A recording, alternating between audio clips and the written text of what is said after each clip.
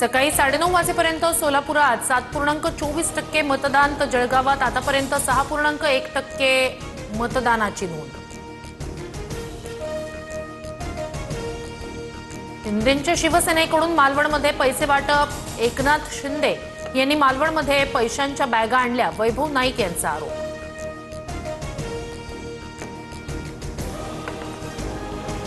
मतदानानंतर हिंगोलीत बांगरांकडून मतदानाच्या गोपनीयतेचा भंग. मतदान केंद्रात संतोष बांगरांकडून घोषणाबाजी, तर छत्रपती संभाजीनगरमध्ये अब्दुल सत्तार यांनी बजावला मतदानाचा हक्क.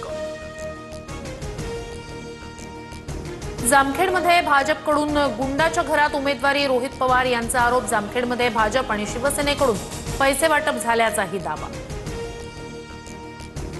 कोण गुंड आणि कोण चांगलं हे ठरवण्याचा अधिकार कोर्टाला. जे आम्हाला गुंड बोलतात ते गुंडांना घेऊन विमानात फिरलेत. रावसाहेब दानवे यांचा रोहित पवारांवर पलटवार. बुलढाण्यात 2 बोगस मतदार पकडले. प्रभाग क्रमांक 15 मधील गांधी प्राथमिक शाळेतील घटना.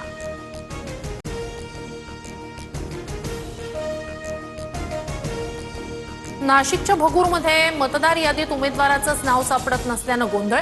नाशिकमध्ये शांता गायकवाड शिवसेनेच्या उमेदवार. मालवण पिंपळपारमध्ये तपासणीवेळी कारमध्ये 1.5 लाखाची रोकड आढळली.